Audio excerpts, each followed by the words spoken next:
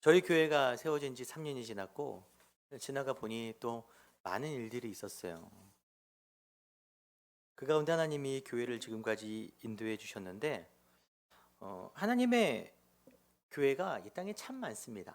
다 귀한 교회들이에요. 다 값진 교회들인데 교회들마다 특징들이 있거든요. 그래서 저희 교회는 어떤 특징을 가졌고 또 앞으로 어떤 특징들을 가져야 하는가라고 고민을 하다가 오늘 말씀을 통해서 그 답을 우리가 알아갔으면 좋겠다라는 마음으로 이 본문을 정했어요. 오늘 본문은 예수님이 중풍병자를 고치시는 내용이거든요. 이 본문의 핵심 구절이 뭐냐? 5절 같이 읽어볼까요? 시작. 예수께서 그들의 믿음을 보시고 중풍병자에게 이르시되 작은 자여 내 죄사함을 받았느니라 하시니. 이상하죠? 뭐 고치러 왔어요? 병 고치러 왔죠. 예수님이 뭐라 그러세요? 죄사함을 받았다. 가끔 우리 예수님이 이렇게 뜬금없는 선문답 같은 말씀을 자주 하십니다. 뭐지? 그런데 예수님이 하신 말씀들이 다 의미가 있어요. 그냥 하신 말씀들이 아닙니다. 오늘 내용을 구조적으로 분석해 보면 등장인물들이 일단 있는데 예수님은 제외하고 중풍병자가 있죠. 중풍병자를 지붕에서 내린 네 사람이 있어요. 성경에 정확히 네 사람이라고는 안 돼 있는데 일단 네 친구라고 할게요.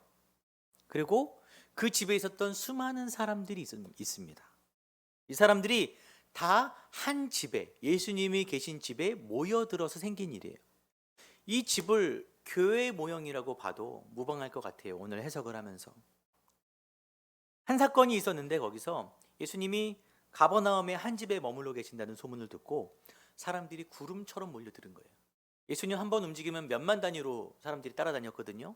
근데 집안에 사람들이 꽉 찬 거예요. 가득 찼어요. 얼마나 가득 찼냐면은 입구가 막혀서 들어갈 수가 없을 정도로. 어떤 느낌인지 모르겠어요. 예. 개척교회만해서 아무튼 그렇게 꽉 찼어요. 못 들어갔습니다. 그때 아까 말했던 네 사람이 중풍병자를 데리고 온 거예요. 그러니까 아무리 봐도 건물로 들어갈 수가 없어요. 예수님을 만나게 할 수가 없어요. 고침받게 하고 싶은데. 그러니까 어떻게 합니까? 지붕을 뜯죠. 요즘 같은 콘크리트 지붕이 아니라 집으로 만든 이렇게 지붕들이에요. 뜯어서 환자를 아래로 내리는 사건이 오늘 본문의 사건 전체입니다. 여기서 정리를 해볼게요. 예수님이 안에 계시고 말씀을 가르치시는데 밖에 연약한 병자가 들어가고 싶어도 누구 때문에 못 들어가요? 그곳에 모인 수많은 무리들 때문에 못 들어가고 있는 상황이 오늘 본문의 구조적 상황입니다. 자, 여기서 우리가 이제는 등장하는 세 부류의 사람들을 가지고 우리 이야기를 한번 해보려고 그래요.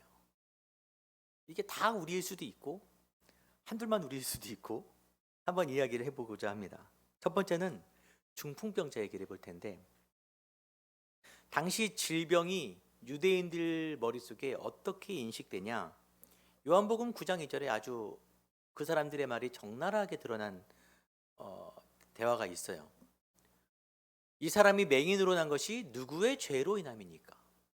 나면서부터 맹인이 있는데 누구 죄 때문에 이렇게 된 거죠? 이 사람 죄 때문입니까? 아니면 부모 죄 때문입니까? 이 사람들 머릿속에는 아픈 질병이 뭐 때문이라고 여기는 거예요? 죄 때문이다. 전형적인 유대적 사고입니다. 아픈 것도 서러운데 죄인이라 그러는 거예요. 네가 잘못해서. 여러분, 누가 아프거나 어려운 일, 힘든 일 당했는데 가갖고 믿음 생활 좀 제대로 하지 그랬어. 그렇게 죄 짓더니 아유, 그렇게 말하면 돼요, 안 돼요? 큰일 납니다, 여러분. 하나님을 곤란하게 하는 거예요. 그 사람이 돌아가서 하나님께 기도할 때 하나님이 뭐라고 말씀해 주셔야 됩니까? 하나님, 도대체 내가 뭘 잘못해서, 그럼 하나님이 뭐라 그러셔야 돼요? 함부로 그렇게 말하면 안 되는 거죠. 당시에 하나님의 형벌이라고 알려지는 가장 대표적인 병이 뭐냐? 나병이에요. 문둥병. 아시죠? 코가, 손가락이 막 입술이 썩어서 떨어져 나가는데도 못 느끼는, 무감각해지는 병이에요. 이 병은 사회에서 아예 격리를 당합니다. 위생적이기도 하지만, 위생 때문에도 그렇지만 부정한 사람인 거예요. 죄 때문에 저주받은 사람, 사회로부터 격리돼 버려요. 당시가 종교 사회였기 때문에. 그런데 나병과 이름이 나란히 언급되는 또 하나의 질병이 있어요. 그 질병이 뭐냐? 중풍병이에요. 중풍 아시죠? 예전에 저희 할머니가 풍을 2번 맞으셨어요. 제가 동네에서 뭐 놀고 있는데, 초등학교 때, 제가 옛날에 이름이 영남이었거든요. 영남아! 부르시던 할머니 목소리가 아직도 기억납니다. 쓰러지셔갖고. 전염병은 아닌데 부정한 병으로 여겨지는 거예요. 그래서 사람들로부터 배척당하는 거예요. 그러니까 이 중풍병 걸린 사람이 얼마나 많은 사람들로부터 상처와 정죄를 당했는지 능히 짐작할 수 있어요. 아픈 것도 너무 힘든데 사람들의 시선이, 공동체의 시선이 너무 쌀쌀한 거예요. 차가운 거예요. 중풍병이 원어로 피랄리티코스라 그럽니다. 마비된 사람이라 그래요. 마비된 사람. 오늘 성경 이야기에서 이 중풍병이라고 정확하게 병명을 제시하면서 그의 육체뿐만 아니라 그의 영혼까지 같이 들여다볼 수 있는 단서를 주는 거예요. 마비된다. 몸만 못 움직이는 것이 아니라 그의 생각과 마음과 영혼이 함께 마비되는 거예요. 마음이 굳어진 성도님들이 굉장히 오늘날도 많습니다. 상처 때문인지, 죄 때문인지, 둘 다 때문인지, 기구한 사연 때문인지 다 우리가 파악할 수 없지만 마음이 굳어져서 그 마음을 두드려도 반응들이 없으세요. 기도하자고 해도 안 되고, 만나자고 해도 계속 여의치 않고, 그렇다고 해서 그분의 심령이 평안한 건 아니거든요. 얼마나 부대끼겠습니까? 얼마나 힘들겠어요. 죄로 인해, 상처로 인해 마음이 마비돼서 굳어져서 자기 연약함을 가지고 하나님께 나아가야 되는데도 불구하고 못 나가는 사람들, 나가면 되는 거 알면서도 마음이 움직이지 않는 사람들, 그런 사람들이 영적인 중풍병자들이라고 할 수 있어요. 여러분, 성경에서 하나님의 사랑을 가장 듬뿍 받았다라고 여겨지는 사람이 있는데 다윗이죠. 다윗. 하나님의 사랑을 정말 많이 받은 사람. 다윗의 장점이 뭐라고 생각하십니까? 다윗은 뭐가 특출한 사람이에요? 뭐가 그렇게 특별해서 그렇게 큰 사랑을 받았을까요? 하나님께. 다윗은요, 낯짝이 두꺼웠어요. 얼굴이 엄청 두꺼웠어요. 뻔뻔하게 어떤 죄를 져도 회개합니다.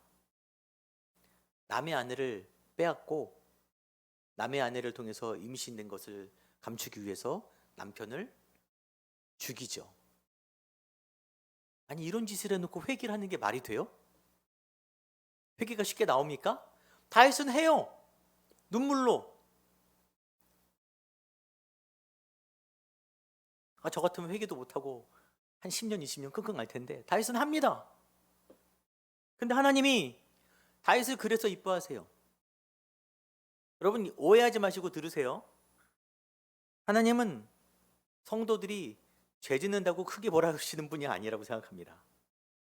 오해될 수 있죠? 죄 짓는 게 괜찮은가? 그게 아니고 죄 짓는 건 당연한 거예요. 어려운 일 생기고 힘든 건 당연한 거예요. 하나님은 오히려 회개하지 않는 성도들을 나무라세요. 하나님께 돌아오지 않는 사람들을 질책하십니다. 왜 안 돌아오냐? 어려운 일 있을 때, 답답한 일 있을 때, 네가 죄 가운데 헤매고 있을 때 나한테 와야지 왜 안 오냐? 그런데 우리 굳은 마음이 고집스럽게 안 가는 거예요. 안 가리라. 예배는 내가 가도 은혜는 받지 않으리라. 그런 마음 있죠? 제 소망은 저희 교회에서 여러분들의 마음이, 굳어진 마음이 부드럽게 되기를 바라요. 부드럽게. 여러분 잘못 때문에 그런 게 아닙니다. 여러분이 죄져서, 여러분이 어떤 일을 해서 그렇게 된 게 아니라는 거예요. 하나님이 여러분을 항상 사랑하십니다. 어떤 모습이든 간에. 또 한 가지 사람들이 있어요. 그 건물 안에 있던 무리들이 있습니다. 마가복음에서 계속해서 무리들이란 사람들이 등장해요. 이 사람들의 특징이 뭐냐? 예수님의 말씀을 왜곡해서 수용하거나 자기 기준에 맞게 해석해버립니다. 그리고 자기 기준, 자기들의 전통에 벗어난 모든 것들은 철저하게 배척해버려요. 예수님을 죽여버릴 정도로. 예수님이 만나시는 사람들, 방문하시는 도시나 마을마다 이런 새로운 진리를 받아들이지 않는 오래된 통념, 율법적 사고라고 말씀드릴게요. 정죄하는, 판단하는 그런 생각들이 곳곳마다 가득했어요. 무리들에게. 예수님이 계신 그 집에 어떤 사람들이 있었냐? 바리새인들과 서기관들도 있었거든요. 대표적인 무리에 속하는, 무리의 수장에 속하는 사람들이죠. 예수님이 중풍병자에게 네가 죄의 사함을 받았다라고 말하자 이 사람들이 마음속에 발끈합니다. 어찌 이렇게 말하는가? 신성모독이로다. 오직 하나님 한 분 외에는 누가 능히 죄를 사하겠느냐? 언뜻 들으면 네가 뭔데 죄 사함을 얘기하냐? 하나님이 이 사람의 죄를 사해 줄 수 있는 건데 라고 말하는 것처럼 들리지만 사실 그 사람들은 하나님이라도 그 사람을 용서할 거라고 생각을 안 하는 거예요. 용서받기를 바라지도 않아요. 왜냐? 그 사람은 죄져서 그렇게 된 거니까. 중풍병자가 그들이 있는 공간으로 들어오는 게 용납이 안 됩니다. 저 부정한 사람, 자격 안 되는 사람이. 치유되기를 바라지 않아요. 율법적인 판단만 존재합니다. 과거 프랑스의 역사가 율레 미셀레라는 사람이 기록한 내용들이 있어요. 중세기에 병자들이 도움을 얻기 위해서, 당시는 성당이죠, 교회를 방문했다고 합니다. 미사를 마친 후에 아픈 사람들이 좀 도와주세요, 기도해 주세요 라고 가자 그 사제들이 뭐라 그랬냐면, 싫어해요. 딱 대놓고 너희들은 죄를 지었다. 하나님의 고통을 너에게 주신 거야. 그분에게 감사해라. 그러면 내세에서는 고통을 덜 받을 거다. 자기 죄를 뒤집어 쓴 것 같고 누굴 보고 뭐라 그러냐. 정죄해버리는 거예요. 이런 사람들은 하나님 앞에서 자기 모습이 어떤지 알지 못하는 사람들이죠. 우리는 다 같이 어떤 사람들이에요? 죄인들이에요. 죄인 아닌 사람이 누가 있습니까? 제가 가장 큰 죄인이니까 앞에 서 있는 거예요. 이런 사람들이 교회에 가득해서 입구를 막고 있으면 중풍병 걸린 그런 마음이 굳어진 사람들이 어쩌다가 신라 같은 용기를 내서 그래도 예수님을 한번 만나볼까 하고서 교회에 나왔다가 큰 상처받고 완전 나락으로 떨어지는 거예요. 이 사람들 역시 겉으로 멀쩡해 보이나 그들은 속으로는 영적인 중풍병자들이죠. 그들이야말로 중풍병자들인 거예요. 마음이 굳어져 버린 사람들. 자, 마지막으로 그 중풍병자를 지붕 뚫고 내린 네 명의 친구들이라고 제가 아까 얘기한다 그랬죠. 그 네 사람들의 이야기를 해보겠습니다. 아까 말씀드렸지만 그 정황상 그 중풍병자를 지붕을 뚫고 내려보내는 게 해도 되는 일이에요, 안 되는 일이에요? 사회 분위기에서 지붕을 뚫었다는 것은 두 번째 문제고, 남의 집 지붕 뚫은 건 두 번째 문제고, 거룩한 사람들이 가득 모여 있는 그곳에 부정한 사람을 내려보내면 됩니까, 안 됩니까? 안 되죠. 그런데 지금 그들은 그 일을 하는 거예요. 자칫하면 중풍병 걸린 사람뿐만 아니라 자기들도 크게 곤란해질 수 있는 상황인데도 사람을 내리는 거예요. 여기서 예수님이 아까 하신 선문답 같은 대답의 비밀이 풀리는데, 다시 한번 그 말씀 볼게요. 자, 예수님이 뭘 보셨어요? 그들의 믿음을 보셨어요. 그들은 누굴까요? 중풍병자입니까? 네, 내 친구들이죠. 여러분은 오늘 정말 잘 보면은 이 본문의 주인공이 누구냐? 이 네 명의 친구들인 거예요. 예수님은 철저히 네 명의 사람들의 믿음에 반응하십니다. 말씀을 잘 봐야 돼요. 율법적인 이 유대교 사회에서 이 네 명의 사람들에게 변화가 일어났어요. 그래서 사회적 통념을 깨고 부정한 자를 내려보낼 수 있는 것입니다. 그들이 이런 마음을 가질 수 있는 계기가 뭐냐? 지금 마가복음 2장을 보고 있는데 1장에 어떤 일이 벌어지냐? 아까 중풍병보다 더 심한 병이 뭐라 그랬어요? 나병이죠. 나병 걸린 환자가 예수님께 엎드려 간구합니다. 원하시면 나를 깨끗하게 하실 수 있나이다. 그저 예수님께서 저리가 더러운 것아, 안 그러시고 손을 내밀어 그에게 대시는 거예요. 부정한 사람에게 하나님의 아들 예수가 손을 내사. 예수님은 그래도 부정해지지 않으세요. 정결케 하시는 분이죠. 내가 원하노니 깨끗함을 받아라. 깨끗해졌어요. 이게 병이 나았다는 문제가 아니라 부정한 사람, 죄인이 예수를 만나자 그 죄가 해결됐다라는 의미입니다. 나병이 떠나갔으니까. 그 소문이 널리 퍼졌어요. 예수님은 하지 말라, 소문내지 말라 그랬는데, 원래 이런 거는 하지 말라고 했을 때 그 우연히 빚어나가는 게 더 큰 소문 되는 거죠. 예수의 소문이 널리 퍼졌어요. 이 이야기를 누가 들은 거예요? 내 친구가 들었어요. 그런 일이 있었어? 나병 환자가 예수님을 만나고 죄사함을 받았어? 그러면은 중풍병자는 안 될 게 뭐가 있어? 그러는 거예요. 우리 친구 중에 중풍병자가 있는데 나병 환자도 예수님 만나서 죄사함 받고 치유되는데, 이 사람은 안 될 게 뭐가 있어? 부정한 자들도 죄인들도 연약한 자들도 누구 만나면 변화되는 거예요? 예수님 만나면 변화되는구나 라는 믿음이 그들의 마음속에 생겨버린 거예요. 일반적인 사고가 아니라 엄청난 패러다임 시프트, 사고의 전환이 그들 가운데 일어나 버렸어요. 그러니까 병자를 거룩한 사람들이 가득 있는 곳에 내릴 수 있는 거죠. 그 행위 자체에 뭐가 담겨 있냐? 용서와 용납을 전제하고 있는 거예요. 그들 마음속에 이미. 하지만 이 일은 당시 손가락질을 받아 마땅한 지탄받을 일이죠. 그러니까 내리면서도 내심 불안했을 거예요. 누가 확신을 가지고 일하나요? 우리가 예수님이 일을 할 때, 믿음의 행동을 할 때 확신을 가지고 합니까? 믿지만 이거 하면 괜히 탈나는 거 아니야? 사람들이 이상하게 보고 괜히 그러는 거 아니야? 그런 불안한 마음도 있었겠죠. 그 가운데 예수님이 그들의 마음을 해결해 주시는 거예요. 그들의 마음속에 있는 믿음이 너희들의 믿음이 옳다라고 선언해 주시는 거예요. 네가 죄사함을 받았느니라. 그래서 예수님이 병자에게 죄사함을 얘기한 것입니다. 말씀만 그렇게 한 게 아니라 그 죄사함의 증거로 중풍병자에게 일어나 가라 그랬어요. 그가 일어나 갔습니다. 죄사함이 확증됐죠. 그들의 믿음이 확증된 거죠. 하나님은 그들의 믿음을 증명해 주셨어요. 예수님은.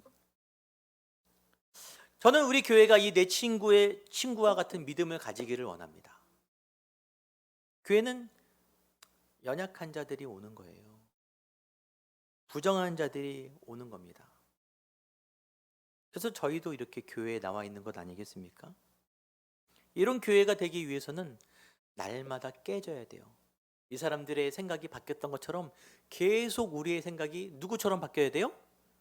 예수님처럼 바뀌어야 됩니다. 한 번에 됩니까? 안 됩니까? 안 되죠. 이번 주에는 이 편견이 깨지고 다음 주에는 저 편견이 깨지고 그 1년이 지나면은 생각이 많이 변하고 10년이 지나면 예수님을 더 닮아가고 계속 이런 사람, 이런 성도, 이런 교회가 돼야 됩니다. 하나님이 그런 교회를 기뻐하세요.